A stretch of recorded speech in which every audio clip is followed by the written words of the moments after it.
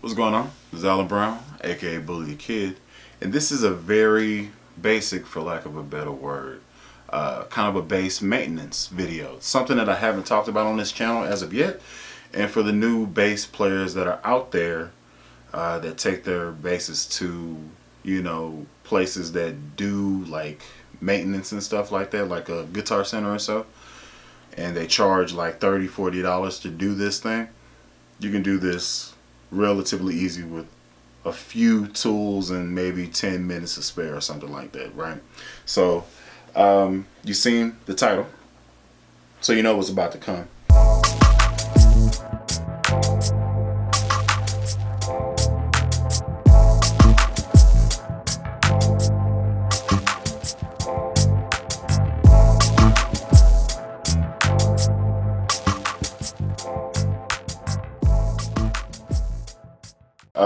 I've had these strings on my signature bass for probably about 3 months, and they still sound pretty good. Like they can get by for another, month and a half, 2 months or so. But I want that zing. I want that. I love slap, and this bass with a new set of strings, feels so good. So I have a song that we have to be doing at a gig on Sunday, and the song is Dua Lipa, Don't Start Now, and it's got a really funky type situation, and I'm gonna be throwing my thumb in that thing. So I want to have a fresh set on here so I can get the best out of the combination of my P and Music Man pickup. So at this point I would go ahead and swap out my strings so I can get that fresh little situation, and I may put these strings on another bass that is whose strings are further dead than these, one of them, and keep it moving like that. So I'll take this time to go ahead and plug my string of choice, which is MJC Ironworks. I go with the 5-string, of course, the nickel wounds. The string gauges are 45, 65, 85, 105, 125. This is not a paid promotion. This is just, I love these strings, and if you want a string that actually like sounds really good and lasts for a really long time, sounding fresh and crisp, this may be a company that you want to check out. And also, they don't hit you over the head with the price. You know what I'm saying? So shout out to MJC, and special what's up to Chris Volpini. Appreciate you, man. Y'all check out his channel. He's a new up-and-coming YouTuber. He's in the bully verse, and I guess I'll go ahead and put his stuff. Yeah, yep, yeah, it popped up. So go and check him out after this video. Rewind it or whatever. Also put him in the description, like down there and stuff, so y'all can go and check his channel out. He does reviews and stuff like that. He's a pretty good bass player, has pretty sweet gear. Y'all will like him. So oh man, so I'm gonna go ahead and strip off all of these strings, and then I'll show y'all how I measure them out, how I put them on, and all that good stuff in just a little bit, Alright, as you can tell, wardrobe changed, a little bit different lighting. This is a whole different day. Life happens. Anyway, yeah, so tools you need some cutters. You can use the like diagonal cutters, or I have some crimpers that I use if I can't find my cutters. We're gonna see how good these cutters are. I haven't used them in a while, so we'll see. And you have your strings. More importantly, what I want to actually show you is kind of how to, start it off and all that stuff. So you string however you go through the bridge. My bridge is a quick release, so all I do is just put it on there and it just starts, So some people have to go through the body, some people have to go through the bridge. Mine just has a slot at the back end of it, and I just throw it in that slot right there, like so, and then pull it taut. Now, how do you know that your string, okay, first off, let me go back. You can take this whole long string and you can wind it all the way around there like 20 times or whatever. Most people cut cut it somewhere, wherever they decide to cut it, and then wind the shorter piece there. So the question is, how do you know that you have enough, or how do you know that you cut too much off? Well, you'll know that you cut too much off if it just pops out whenever you start turning the key, or it doesn't stay there. So my general rule of thumb, whenever I'm changing my bass strings, I go, see how this tuner is here? This tuner is here. I go about in the middle, or I go to the end of this tuner with the extra string. So let me show you that.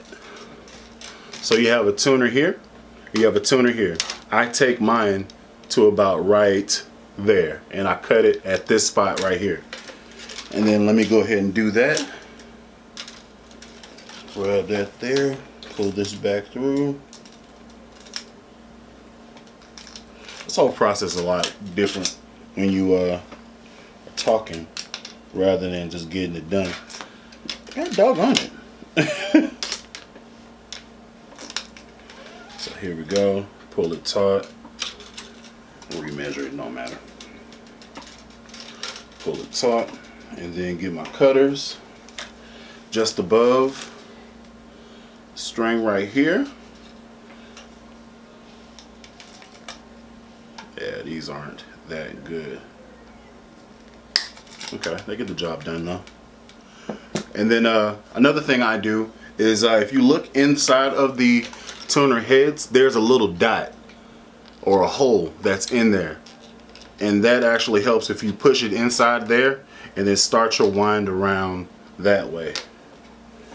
So I'm going to go ahead and start it there, and I'm going to start doing it. Now, there are a lot of different, I can't say there are a lot of different ways to do this. It kind of depends on how OCD you are. Some people let their frayed ends just fly off in the air and they don't cut them for whatever reason. Some people, rather than string it up this way on the inside where it's landing over the nut, some people go over the top here, which is really weird. But I've seen a lot of strange things on people's basses. Everybody has their preference. Could just be they don't know what they're doing, but I don't judge people. I don't ask questions. You paid your money for it. You can do whatever you want to with it. So now I'm looking for what's the next size gauge down. Putting on this E. I believe it's this one right here. I think so. It's looking like it. These are too small.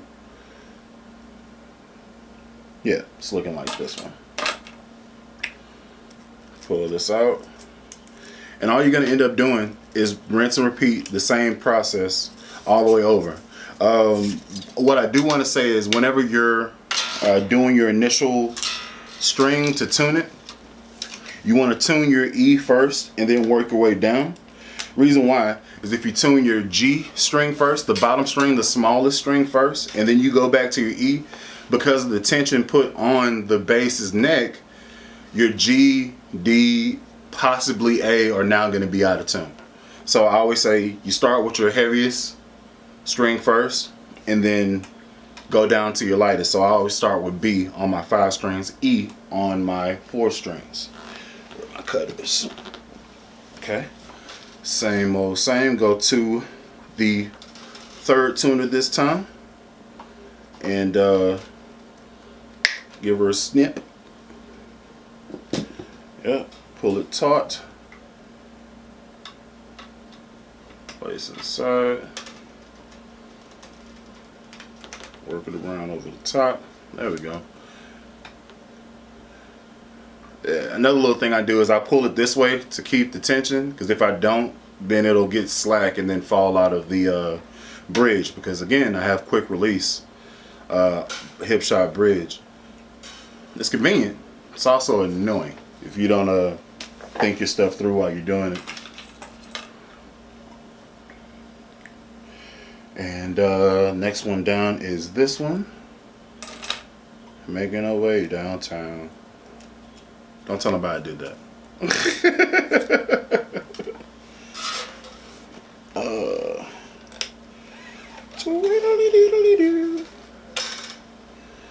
Same thing, going past the third knob, going up to the fourth one, and then cutting it off right above the fourth one.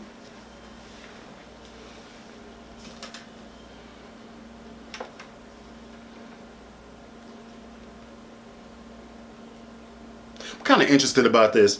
What is your guilty pleasure song? Like one of those songs that you know all the words to and you're ashamed that you know all the words to that song? Messed up part is that's not even, that song that I just alluded to isn't even my, no, it's not even that song for me. But ooh, yeah, it's gonna be nice, real nice. Gonna slap it up real good, real good. Quick little personality thing about me, just in case you haven't known from watching my channel. I enjoy shock value, so I'll do some stuff just to see what your response is gonna be, because it lets me know a lot about your personality within a few seconds. So, key example. I did a video with a friend, and he played lead guitar and he played drums, and I had just bought my rolling cube. And the benefit about having a rolling cube is the fact that it can be powered with batteries rather than being plugged into a wall. Don't get ahead of me, but that makes me mobile. And me being mobile with my personality can leave cause for concern. So, what did you do, bully? This is kind of bully story time. We were in Walmart. It's probably about 2:30 in the morning. Brought my rolling cube inside the store. At this point in this Walmart, they had a like a base display. Like it was just a little first act, little small bass display. Don't get ahead of me.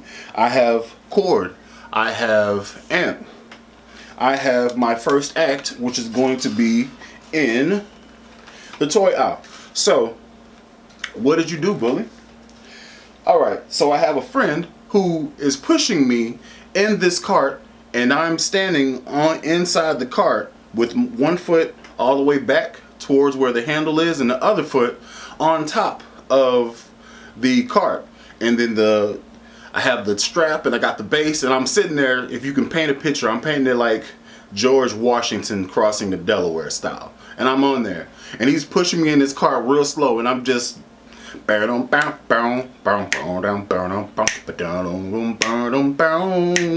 just running. And then two of my friends came out from like another aisle, and this is a video, so the video camera's there, and I'm riding towards them, grooving. They come in like it was a split aisle, so they come in. Oh, you can tell by the way I do my walk, I'm a woman's man. Also had a Batman mask on, had a black towel tied around my neck, had a black muscle t-shirt. I just got tattoos, so I was like, gonna do that. Hilarious. Do I know where the video is? No. I have no clue where that video is. That happened like 6 maybe 7 years ago. Have no clue where that video is. If I did, I would definitely release it on my channel. Should probably try to find them. That's pretty hilarious. And I'm surprised it didn't go viral. I don't think my friends were running in the right popular circles and stuff like that. So, one story about, 12, 13 minutes with the other video added on. And we have restrung a whole bass. And that's the easiest way to do it. All thing you need strings. I got my MJCs. You need cutters, a little bit of time. And yeah. Only thing's left is the tuning. But yeah, we good. So, till next time, this is Alan Brown, aka Bully the Kid. Y'all be easy. Cue that logo.